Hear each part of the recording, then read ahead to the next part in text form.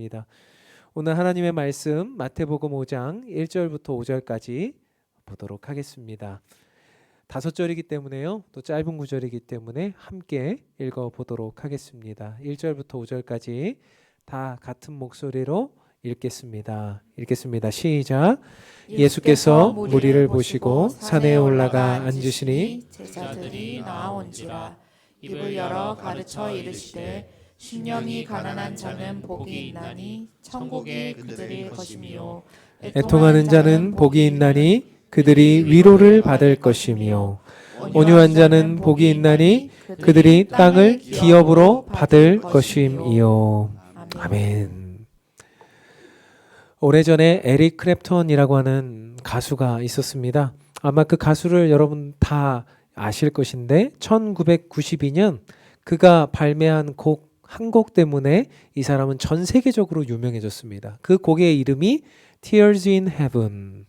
천국 안에 있는 눈물이다. 이런 이제 내용의 노래였습니다. 아마 이제 이 노래가 그 당시에 별로 유명하지 않았던 이 에릭 크랩톤을 일약 이제 스타로 만들어준 노래가 되었습니다.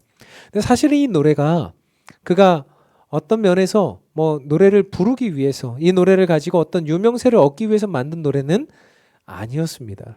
그가 이 노래를 만들었던 이유는 그 너무 크고 너무 크고 애통한 슬픔을 이제 당하면서 자신의 아들이 교통사고로 이제 죽게 되는 일들이 있으면서 너무나 그 아들과의 추억을 잊지 못해서 그 아들과의 기억을 되새겨가면서 만든 노래가 바로 이 Tears in Heaven이라는 노래입니다.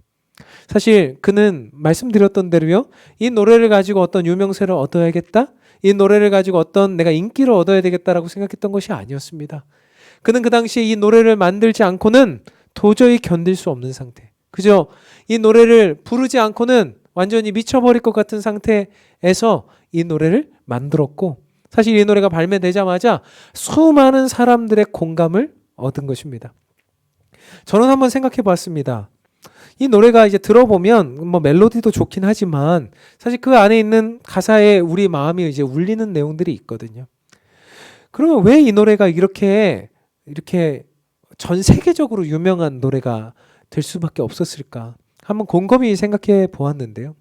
어쩌면 이 땅에 있는 수많은 사람들, 국경을 넘어서 민족을 넘어서 수많은 사람들이 다 이 사람과 같지는 않을지라도 모두가 다 어떻습니까?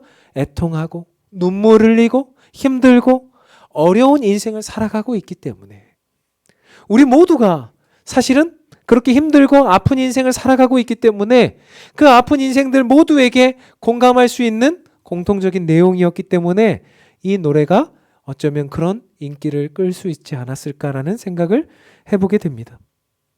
이 세상에는 이처럼 눈물나고 아픈 일들이 많습니다. 내 의지대로 되지 않고 내 마음대로 되지 않고 애통하는 일과 슬픈 일들이 많습니다. 아마 예수님께서 말씀을 전하시던 그 산상수훈의 현장에도 분명히 수많은 사람들이 그곳에 몰려들었던 그 현장에도 울며 애통하는 마음을 가지고 그 수많은 어려움들을 가지고 그 자리에 찾아와 예수님께 나아온 사람들이 있었을 것입니다. 예수님은 그들에게 이렇게 말씀하셨습니다. 애통하는 자는 복이 있나니 그들이 위로를 받을 것이요. 놀라지 않았겠습니까? 그 당시의 종교는 이런 종교였습니다. 유대교나 그 당시에 사람들이 믿던 종교는 네가 그렇게 잘못하고 있으니까, 네가 그렇게 하나님 앞에 더 열심히 하지 못하고 있으니까, 네가 하나님의 저주를 받아서 하나님의 어떤 그런 벌을 받아서 그렇게 슬프고 어렵고 아픈 일을 당하는 거야. 그렇게 종교적인 의식으로 나아가지 않으니까 너는 그런 어려움을 당하는 거야 라고 하는 것이 일반적인 종교적인 통념이었습니다. 그런데 그런 말을 들을 때 어때요? 더 슬프고 더 아프죠. 더 정죄당하죠. 근데 오늘 예수님은 뭐라고 하십니까? 슬프고 아픈 너희들아, 애통하는 너희들아, 울고 있는 너희들아, 너희들에게도 복이 있단다. 너희들에게도 복이 있단다. 그 당시에 그곳에 있었던 사람들의 마음이 어땠겠습니까? 슬프고 정죄당하고 어려워서 왔던, 그렇게 찾아왔던 예수님이셨는데, 예수님이 그들을 보자마자 너희들에게 애통하고 힘들고 슬픈 너희들의 그 심령 속에 복이 있단다.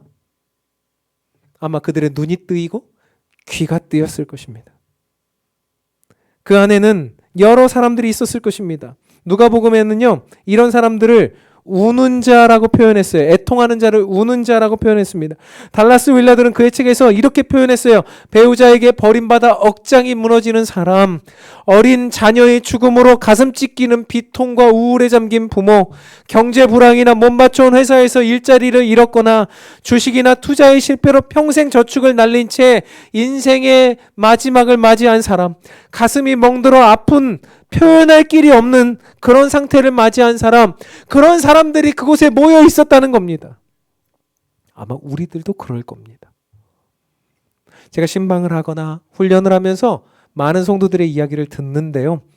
그 중에 이 이야기가 인상적이었어요. 어떤 권사님의 이야기였는데, 그 권사님이 오래전에 가게를 이렇게 하셨는데, 그 가게가 갑자기 어느 날 불이 난 거예요.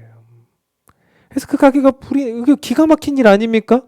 이제 정말 그 가게를 열심히 운영을 해서 이렇게 최선을 다해서 그 가게가 이렇게 정말 잘 되기를 바라면서 열심을 다해 밤낮으로 그 가게를 운영하는데 가게가 불이 났어요. 하루아침에 정말 이거 뭐 모든 걸 다 잃어버린 것 같은 마음 들지 않겠습니까? 그래도 권사님 마음을 추스리시고요. 그래도 일어나야지 해서 이제 열심을 다해서 이제 하려고 하는데, 사실 가게 불탄 것보다 더 힘든 게 뭐냐면 그 주변에 있는 사람들의 외면과 거절이었다는 거예요. 전화를 해서 저희가 물건을 이렇게 해야 되는데 조금 저희들한테 미리 좀 외상으로 이렇게 주실 수 없습니까? 하면 전화를 끊어버리고 받지 않고, 또 사람들이 뭐 돈 빌려달라고 할까봐 이제 아는 척을 하면 이렇게 괄시하고, 그런 경제적인 내용들보다 사람들에겐 괄시와 무시와 그렇게 우리들에게 하는 그런 마음들이 있었다는 거예요. 그래서 그것 때문에 더 눈물이 나더라는 거예요. 이런 상황을 맞이했을 때 우리가 어찌 눈물이 나지 않겠습니까?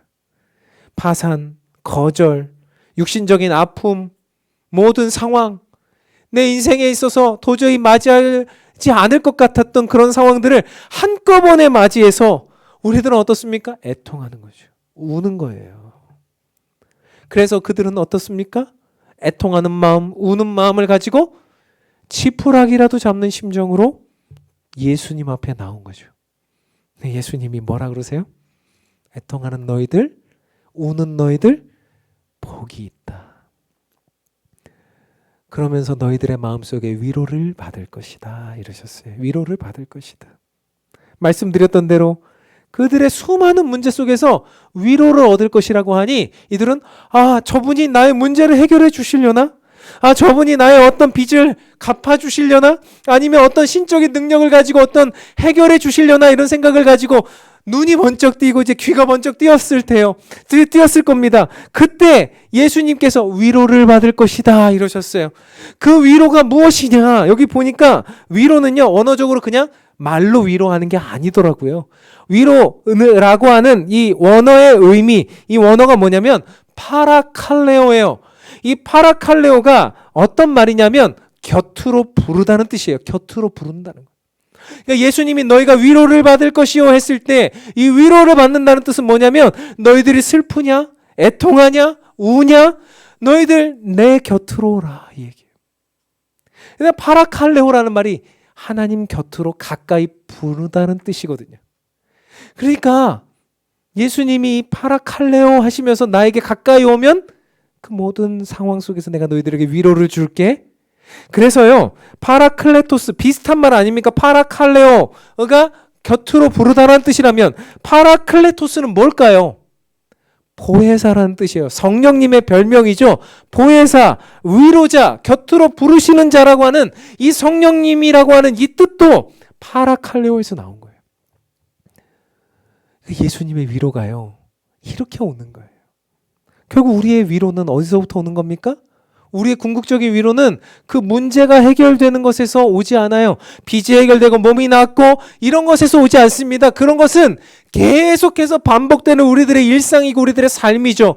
그러나 그 문제가 해결된다고 해서 우리가 위로를 얻는 게 아니라 우리의 진짜 위로는 파라칼레오에서 우리가 알 수 있듯이 뭡니까? 예수님께 가까이 오는 것, 하나님께 가까이 나아가는 것, 성령께서 우리와 동행하시는 것, 그것에서부터 우리의 문제가 해결되고 우리에게 위로를 얻을 수 있는 참 위로가 이곳에 있다는 것을 우리가 알아야 된다는 거예요. 너무나 위로가 되는 말이죠. 이 성경을 보니까 그런 장면들이 있어요. 우리가 예수님께 가까이 나아가서 편안한 장면. 시편 131편 2절입니다. 우리 한번 같이 읽어보죠. 131편 2절 같이 읽겠습니다. 시작.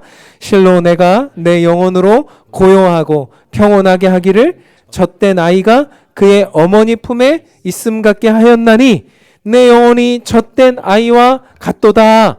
아멘. 여러분 이 본문을 보시면서 이상한데? 이랬어야 돼요. 왜 그렇습니까? 지금 보십시오. 젖된 아이가 어머니의 품에 있으면 이렇게 평안하죠. 근데 사실 젖된 아이라고 하는 것 자체는 이렇게 평안하지 않습니다. 젖 먹는 아이가 평안하죠. 젖된 아이는 이렇게 평안하지 않아요. 저희 둘째가요. 얼마나 때가 많은지. 걔 젖을 떼려고요. 저희가 막 별 수를 다 썼는데 젖을 뗄 때 얘가요. 울어요. 얼마나 심하게 우는지 애통하면서 우는지 막 온 세상이 막 떠나갈 정도로 웁니다. 계속 울어요. 그래서 지쳐 쓰러질 때까지 웁니다. 그리고 발을 동동 구르면서 울고요. 그러면 이제 부모가 어떤 이제 마음 약한 엄마는 어때요? 아이고 저 어떡하냐 그냥 먹여야 되겠다고 먹이기도 하죠. 그럼 전 못 되는 거예요. 저 떼려면 어떻게 해야 됩니까? 과감하게. 아무리 울어도 그래 울어라. 너는 울어라. 나는 내 일을 하겠다.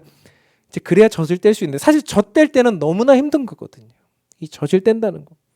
입에 뭐를 물려주지 않으면 우는 아이, 그 입으로 젖이 들어가지 않으면 우는 아이, 그런 우는 아이와 같은 것이 바로 우리들의 모습이라는 거예요.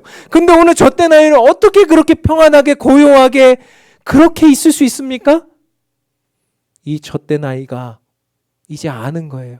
아, 내가 엄마 품에 있으면 내가 젖을 먹지 않아도 엄마가 내 배를 채워줄 거야. 아, 내가 지금은 조금 내 입에 들어가는 게 없어서 조금 불안하고 힘든데 엄마가 분명히 채워줄 거야 라고 하는 믿음이 생기고 그의 마음속에 안정감이 생기면 어떻습니까? 평온하고 고요해지는 거죠. 그 젖된 아이를 말하는 거예요. 그래서 어미 품에 있음 같이 우리가요 예수님 품에 있을 때 평온해지는 거예요. 문제가 있고 어렵고 아프지만 우리가 그 아픔을 해결받는 데에서 우리의 울음이 그치는 것이 아니라 우리의 애통함이 그치는 게 아니라 문제가 있어도 어려움이 와도 또 와라. 그렇지만 나는 예수님 품에 있다. 난 예수님과 동행한다. 파라칼레오 하고 있다. 내가 그분 곁에 가고 있다. 그러니 와라. 두렵지 않다. 이게 바로 애통하는 자가 받는 위로라는 겁니다. 예수님은 우리에게 말씀하셨습니다. 먼저 그의 나라와 그의 의를 구하라. 먼저 구하라는 거예요. 먼저 가까이 오라는 거예요. 그 문제만 해결되길 바라지 말고 먼저 가까이 오라. 그러면 이 모든 것을 내가 너희에게 더하시리라 하셨어요. 사랑하는 성도 여러분, 여러분들은 훌륭한 성도시잖아요. 우리들의 인생에 다 어려움들이 있었잖아요. 그렇지만 그럼에도 불구하고 우리 그 믿음을 저버리지 않았잖아요. 이제 우리가 그 애통함이 올 때, 힘든 일이 올 때 더 주님 앞에 가까이 나아가자고요. 주님께 가까이 가서 그분 옆에 있으면 우리들의 문제가 해결되는 것에서만이 아니라 우리들의 마음의 깊은 곳에서부터는 근원적인 해결이 있다는 겁니다. 성경에 그런 사람이 나와 있으면 사무엘상 1장에 보니까 한나라고 하는 어머니가 바로 그런 여인이더라고요. 사무엘상 1장 6절, 7절, 8절 보니까 한나가 울고 있어요. 제가 한번 읽어보겠습니다. 여호와께서 그에게 임신하지 못하게 하심으로 그의 적수인 분인나가 그를 심히 격분하게 하여 괴롭게 하더라.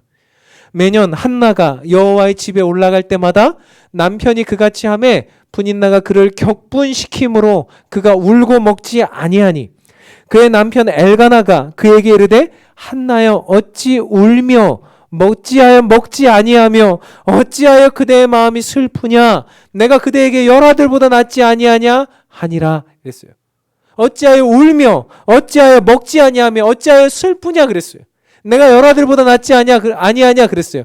문제 해결해 주고 싶은 거죠. 지금 남편은 지금 한나가 울고 있으니까 애통하고 있으니까 문제 해결해 주고 싶은 거죠. 내가 아들보다 낫잖아. 내가 10명 아들보다 다 잘해 줄게. 그래도 문제 해결됩니까? 돼요? 그런 남편 안 둬봐서 모르겠죠.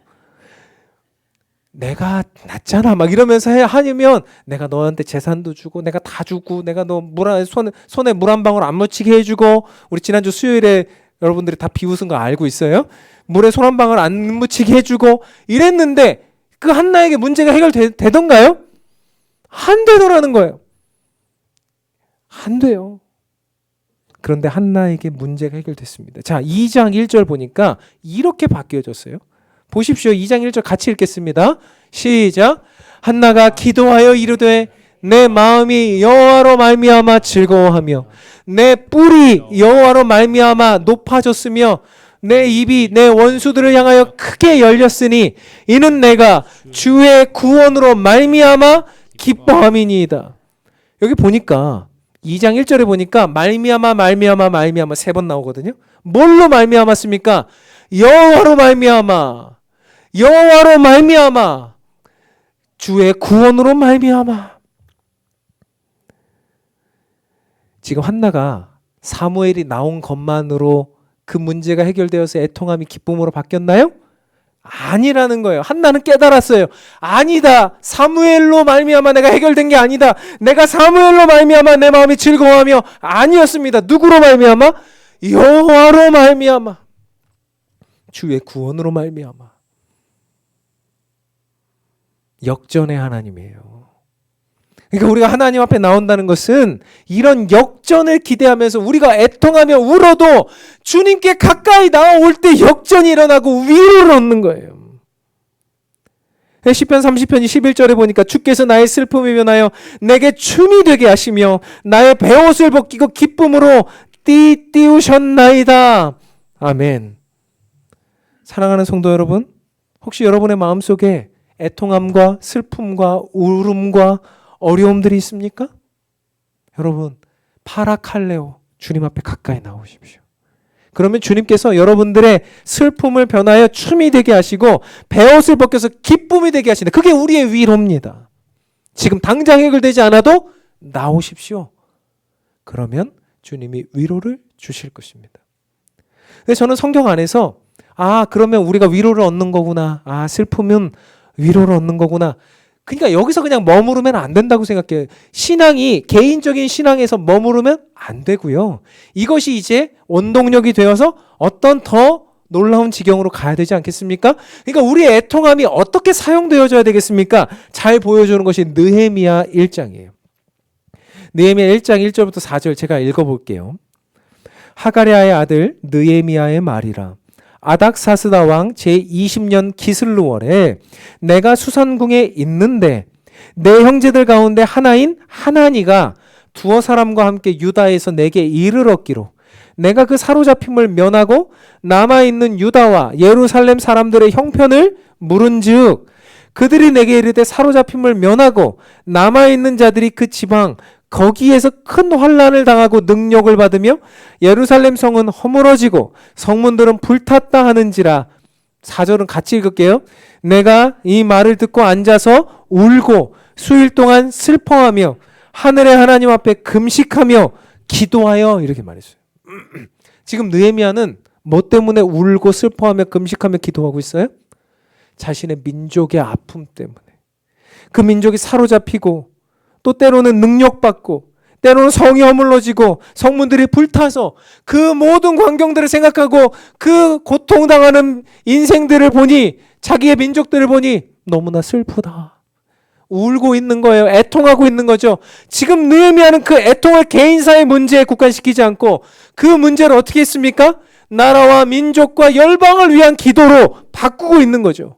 원동력으로 삼고 있는 거죠. 사랑하는 성도 여러분, 혹시 우리가 슬퍼하고 있습니까? 파라칼레오, 주님께 나오는 거예요. 그러면 주님께 나와서 내가 위로를 얻으면 거기서 끝나지 말고 어떻게 해야 됩니까? 이제는 정말 이 나라와 민족과 열방을 위해서 기도해야 되죠. 여러분, 이 나라의 현실을 보면 어떻습니까? 정치, 사회 이야기하는 거 참 조심스럽습니다. 하지 않을 겁니다. 어떤 경우에도 무슨 정치색 드러내지 않습니다. 교회에서는 그런 이야기 하는 거 아닙니다. 그렇지만 우리는 어때요? 지금 이 상황 다 알고 있잖아요. 우리가 애통할 수밖에 없다는 걸. 어제 저녁에도 뉴스를 보면서, 그저께도 뉴스를 보면서, 계속해서 뉴스를 보면서, 저는 뉴스를 자주 보는데 우리 아이들이 뉴스 안 봤으면 좋겠다는 생각이 들 만큼 창피해요. 힘들어요. 마음이 어려워요. 어쩌다가 이 나라가 서로 그렇게 힘들어졌는가? 어쩌다 이 나라가 이 지경이 되었는가? 우리가 그 애통하는 마음을 가지고 아이고, 서로를 위해서 칼, 서로를 위해서 총, 그걸 겨누어야 되겠습니까? 손가락질 해야 되겠습니까? 그게 아니죠. 우리는 뭐 해야 됩니까? 느헤미야처럼 그 나의 애통한 마음을 가지고 뭐 해야 되죠? 기도하고. 하나님, 이 모든 것을 해결하실 분 주님밖에 없습니다. 조롱의 말, 거짓, 조작, 그거 아니라 사랑하고 서로를 존중하는 그 일들이 있어야 되지 않겠습니까? 그런 일들이 있어야 되지 않겠습니까? 우리들의 어려움 가운데, 애통함 가운데 그것을 원동력으로 삼아 새롭게 만들어 가야 된다는 얘기입니다. 제가 아까 서두에 말씀드렸던 그 권사님, 이 권사님이요, 그렇게 괄시받고 은행에서도 대출이 안 되고 막 거절당해서 막 눈물을 흘리면서 너무나 마음이 힘든 마음으로, 애통하는 마음으로 이제 길을 건너고 계셨대. 횡단보도에서 길을 건너고 있는데 갑작스레 그 마음에 말씀 한 구절이 떠올랐어요. 그 말씀이 무슨 말씀인가? 로마서 8장 32절이에요. 자기 아들을 아끼지 아니하시고 우리 모든 사람을 위해서 내어주신 이가 어찌 그 아들과 함께 모든 것을 우리에게 주시지 아니하겠느냐. 아들을 아끼지 않고 우리의 모든 사람을 위해서 내어주신 그분이 어찌 아들과 함께 모든 것을 주시지 않겠느냐는 거예요. 우리가요, 애통하고 힘들 때 나만 바라보지 말고, 또 우리 가정만 바라보지 말고, 또 우리 교회만 바라보지 말고, 더 나아가 더 넓은 시야와 그것을 가지고 주님께 가까이 나아가고 기도하면서 정말 우리 스스로와 가정과 교회와 나라와 민족을 위해서 간절한 마음으로 기도할 때 그 애통함에 위로를 주신다라고 말씀하고 계십니다. 사랑하는 성도 여러분, 함께 기도해 주실 거죠? 함께 기도합시다. 함께 기도하면 주님이 위로를 주실 줄 믿습니다. 그래서 여기서 이제 마무리하면 딱 좋은데 마무리하기가 좀 아쉽잖아요. 우리가 여태까지 해왔던 패턴대로 조금 아쉬워서 한 가지를 더 하려고 합니다. 뒤에 있는 온유한 자는 복이 있나니 그들이 땅을 기업으로 받을 것이며, 온유한 자는 복이 있나니 땅을 기업으로 받을 것이며. 그러니까 여러분, 여기서 이제 온유한 자라고 하는 이야기가 나옵니다. 그래서 그 온유한 자는 어떻게 된다고요? 땅을 기업으로 받게 된다. 땅을 정복한다. 땅을 소유하게 된다. 여러분, 근데 이 말도 조금 이상합니다. 우리가 곰곰이 생각해 보면 여러분, 이 세상에서 땅을 소유하고 땅을 정복하고 땅을 차지하는 사람은 어떤 사람이든가요? 강력하고 힘이 세고 똑똑하고 그런 사람들이 땅을 차지하고 땅을 뺏어내고 땅을 정복하지 않습니까? 근데 오늘 예수님은 뭐라고 말씀하세요? 온유한 자들이 그렇게 할 수 있다라고 말씀하시는 거예요. 어떻게 온유한 자들이? 어떻게? 여러분, 온유함의 뜻이 뭡니까? 온유, 뭐라고 생각하세요? 따뜻하고 유들유들 부드럽고, 여러분 이런 것이 온유라고 생각하셨죠? 여태까지. 겉으로는 그게 맞아요. 온유가 따뜻하고 부들부들한 게 맞는데 그렇다면 그것만으로 세상에서 땅을 정복할 수 있느냐 말입니다. 아니라는 거예요. 헬라어로 온유라는 말은 프라우스라는 말입니다. 여러분 이 프라우스는요 어떤 뜻이었냐면 원래 이것이 히브리어로는 아나브라는 말이고 그 말은 종을 의미해요. 종. 여러분 당대에는요 종을 노예 시장 가서 이렇게 사왔잖아요. 얼마 주고 사오고 노예를 이렇게 사왔지 않습니까? 근데 이 종들이 보통 어땠을까요? 거칠고 힘들게 살아왔지 않겠습니까? 먹고 살기 위해서 때로는 힘든 삶을 살기 때문에 종으로 팔린 것 아니겠어요? 그러니까 이 종들이 어땠을까요? 기본적인 어떤 성향이나 성품이 거칠고 때로는 힘들고 어려운 사람이거나 아니면 굉장히 우유부단한 사람이거나 뭐 이런 사람들이었을 것이라는 거예요. 그래서 주인이 이 종을 이렇게 데려다가 제대로 된 청지기, 우리 집에 딱 맞는 청지기로 만들기 위해서는 상당한 시간의 훈련이 필요했다는 거예요. 가르치고 또 가르치고 교육하고 끊임없이 이렇게 예의도 가르치고 여러 가지 것들을 가르치면서 그 종들이 할 수 있도록 만들어주는 것이 주인의 역할이었습니다. 그래서 그들을 훈련시키는 그 거치는 사람들, 때론 우유부단한 사람들, 그 사람들을 훈련시키는 것이 뭐예요? 프라우스라는 단어였다는 거예요. 이것이 더 발전해서 이제 야생마를요 끌고 오잖아요. 어디서 이게 들에서 야생마를 한 마리 잡으면 그 야생마를 어떻게 합니까? 내가 타기에 좋은 말이 되기 위해서 서고 가고 이런 연습부터 달려라 아니면 뛰어넘어라 이런 훈련들을 해야 되지 않겠습니까? 그 모든 과정이 프라우스라는 단어에 들어있다는 거예요. 그럼 프라우스는 뭡니까? 우리가 생각하는 온유랑 조금 다르는 거예요. 우리가 생각하는 온유는 겉보기에는 굉장히 유하고 따뜻하고 부드러운데 그 속에는 뭐가 있는 거예요? 강하고 전투적이고 굉장한 어떤 그런 열정과 불이 있는 사람. 그러니까 속에는 엄청난 에너지와 열정과 불이 있는데 겉으로는 어떤 거예요? 유하고 따뜻한 사람. 이게 진짜 온유란 말입니다. 그냥 모든 것이 다 그냥 따뜻하고 모든 것을 다 들어주는 그런 게 아니라는 거예요. 그래서 예수님이 뭐라고 말씀하셨습니까? 너희들을 내가 양을 이리떼 가운데 보냄같이 보낸다 이랬어요. 예수님이 우리가 양인데 우리를 이리떼 가운데 보낸 것처럼 보낸다라고 하셨어요. 우리가 이리떼 가운데 가면 살 수 있습니까? 없습니까? 여러분 양 이리떼 가운데 들여 보내보세요. 한번 어떻게 사나 죽나. 살 수 있습니까? 없습니까? 당연히 죽죠. 살 수 없어요. 근데 예수님 왜 이런 황당한 말씀을 하실까요?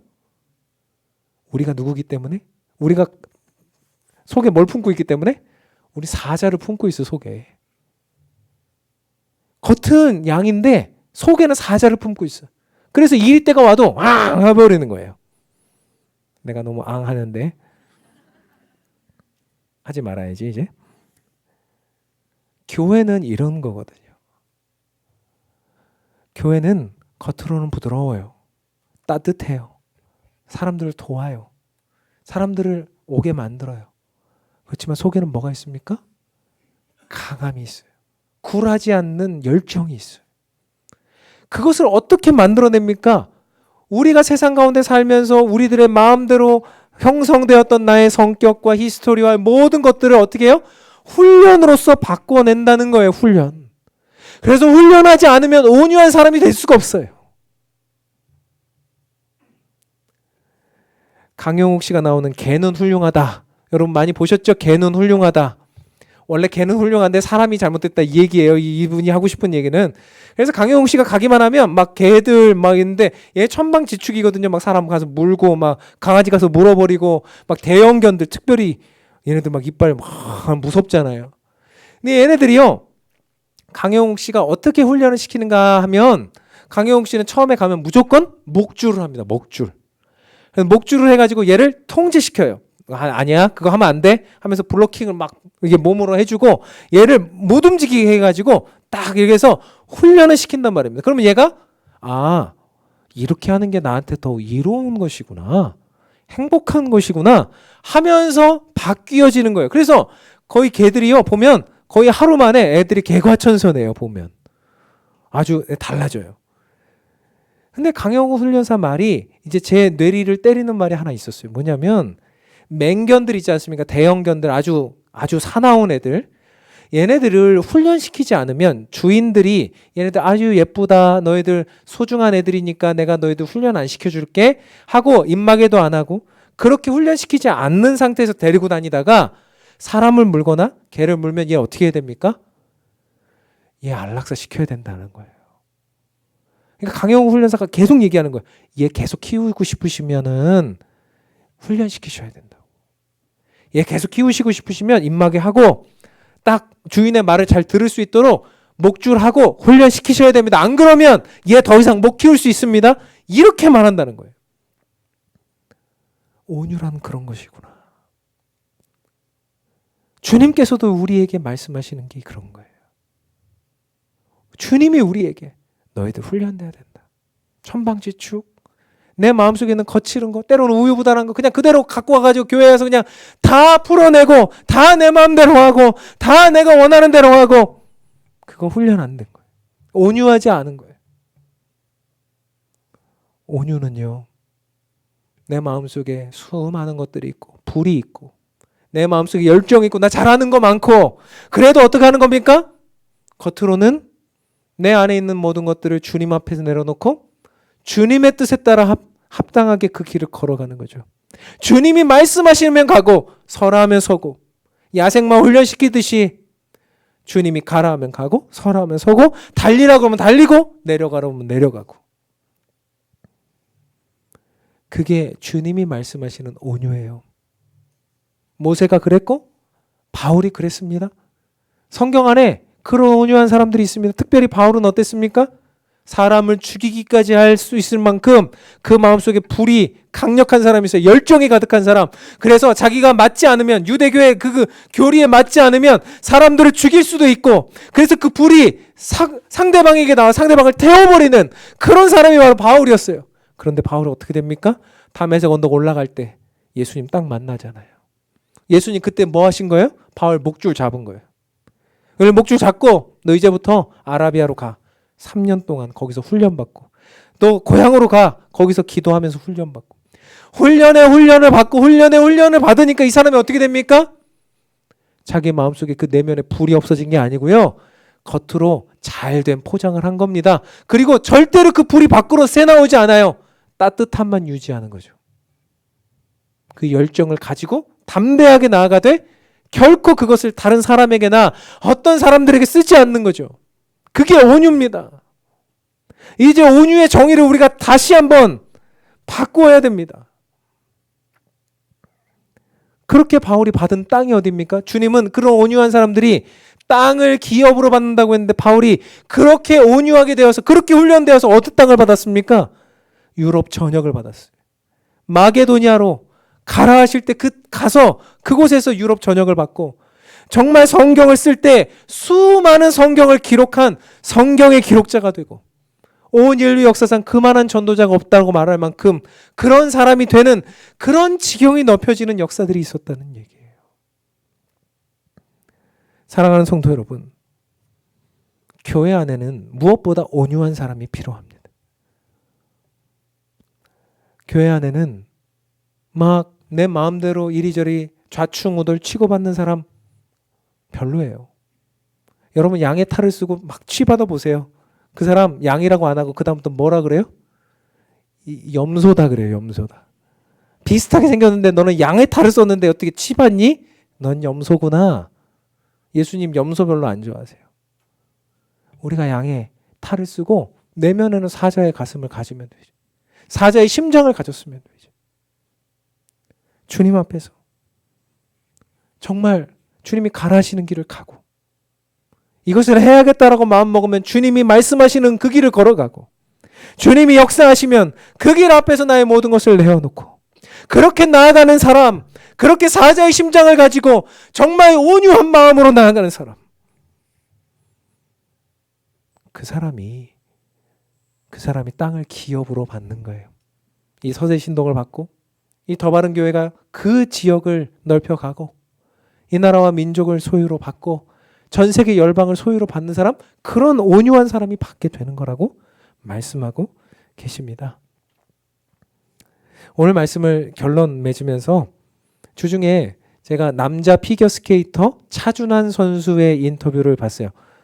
여러분, 차준환 선수가 얼마 전에 아시안 게임에서 1등을 했어요.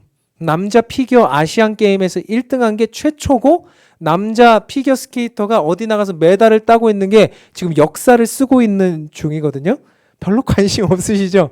피겨 스케이터 김연아만 생각하시는데 이제는 남자 피겨 스케이터의 이제 시대가 왔는데, 이 차준환 선수 인터뷰를 보면서 인상적이었던 게 있습니다. 이 사람 뭐냐면 어린 시절부터 스케이트를 타왔는데 천재가 아니었다는 거예요. 그러니까 천재들은요, 막 얼음 위에서 이렇게 막 스케이트를 막 탈 때 기술을 딱 한번 보면 뭐 세 바퀴 돕고 뭐 네 바퀴 돌고, 뭐 남자들은 네 바퀴 도는 게 있는데 네 바퀴 돌고 막 이런 것들을요, 어떤 애들은 딱 몇 번 보면 한다는 거예요. 그리고 뭐 어떤 기술 뭐 이렇게 보면 하는데 자기는 한 기술을 보면 6개월이고 1년이고 하는데 계속 넘어지는 거예요. 잘 못하고 또 못하고. 그런데 이 선수는 뭐라고 그러냐면 그냥 하는 거예요. 저는 좀 느리니까 더 많이 해야죠. 저는 천재가 아니니까 조금 더 노력해야죠. 애를 써야죠. 그런데 그 마음속에 무슨 마음이 있겠습니까? 여러분, 한 달만 하면 되는 애하고 6개월, 한 1년을 해도 안 되는 애하고 있으면 이 애가 저 애를 바라보면서 어떤 마음이 들겠습니까? 너무 슬프고 좌절되고 비교되는 마음 있지 않겠습니까? 애통하는 마음이 생기는 거예요. 그 애통하는 마음을 가지고 울 때도 있었고 힘들 때도 있었대요. 그런데 어떻게 했어요? 그래도 저는 그냥 했어요. 저는 그냥 했어요. 그렇게 하고 1년이 지나서 이걸 하고 2년 동안 연습해서 4바퀴 도는 걸 해보고 6개월, 1년 연습해서 이렇게 도는 거 해보고 그렇게 하나하나 연습해 가서 마련해 갔더니 결국에 자기가 생각지도 못한 자리에 와 있더라는 거예요. 생각지도 못한 자리에. 남자로서는, 피겨스케이터로서는 대한민국 최초의 자리, 4대륙에서 은메달, 아시안게임에서 금메달, 지금 최초의 역사를 계속해서 쓰고 이제 앞으로 올림픽에 가서 금메달을 따겠다는, 땅이 점점 넓어지는 거죠. 훈련하고 아, 나는 쟤들이랑 비교해서 이런 게 아니라 그죠? 나는 나의 길을 가지. 내가 애통하지만, 나도 슬프지만 나는 뭐 나의 길을 가지. 여러분, 이게 우리들에게 엄청난 인사이트를 주는 거 아닙니까? 우리가 눈물을 흘리더라도 우리가 애쓰면, 애통하는 마음을 가지고 주님 앞에 나가면 어떠신다고요? 위로를 주신다고요. 그 위로된 마음을 가지고 나만 혼자 쓰면 안 돼요. 그것을 더 넓게 이 나라와 민족을 위해 쓰면서도 어떻게 해야 됩니까? 내 스스로를 온유함으로 다스려야 되는 거죠. 내 안에 있는 불을 다스리고, 내 안에 있는 열정을 다스리고, 내 안에 있는 어떤 것들을 다스려 가면서 따스함과 그 모든 것을 포장해서 사람들에게 그렇게 설득하고 나아가면서 어떻게 하는 겁니까? 점점점 우리의 지경을 넓혀가는 거죠. 시편 126편 5절 6절을 읽고 마무리하겠습니다. 눈물을 흘리며 씨를 뿌리는 자는 기쁨으로 거두리로다. 울며 씨를 뿌리러 나가는 자는 반드시 기쁨으로 그 곡식단을 거두고 돌아오리로다. 아멘. 아멘. 반드시 기쁨으로 그 곡식단을 가지고 돌아온다는 거예요. 사랑하는 성도 여러분, 혹시 애통하셨습니까? 좌절하지 맙시다. 주님께 더 가까이 나아가서 그 모든 상황 속에 주님과 동행하며 우리의 위로를 얻읍시다. 그 안에, 이제 우리 안에 예수님으로 가득 차 있다면 이제는 그 가득 차 있는 내 안에 있는 열정과 불을 이제 온유함으로 잘 포장해서, 잘 훈련되어서 정말 주님 앞에서 온유한 심령이 돼요. 이제는 세상을 이기고 나아가는, 정말 사자의 심장을 가지고 정말 세상을 향해 나아가는 그런 저와 여러분, 그런 우리 교회 되기를 주님의 이름으로 축원합니다. 이 시간 우리 찬양하려고 하는데요. 우리 오늘 눈물로 한 알의 씨앗을 심는다. 우리는 울어도 씨앗을 심는 사람들이에요. 꿈꿀 수 없어 무너진 가슴마다 그 푸른 꿈이 다시 돌아올 수 있도록 말이죠. 우리는 땀 흘려 소망의 길을 만드는 사람들이에요. 우리는 온유함으로 말이죠. 길을 만드는 것은 땅을 기업으로 만든 거거든요. 우리는 땀 흘려 그 길을 만드는 사람들이에요. 사자의 심장을 가지고, 그러나 겉모습은 온유하게 존중하면서, 그것이 우리의 본분이라고 말하고 있습니다. 이 찬양하면서요, 정말 주님 앞에서 제가 그런 자가 되겠습니다. 제가 그런 사람이 되겠습니다. 그렇게 주님 앞에 고백하면서 다짐하면서 이 찬양합시다.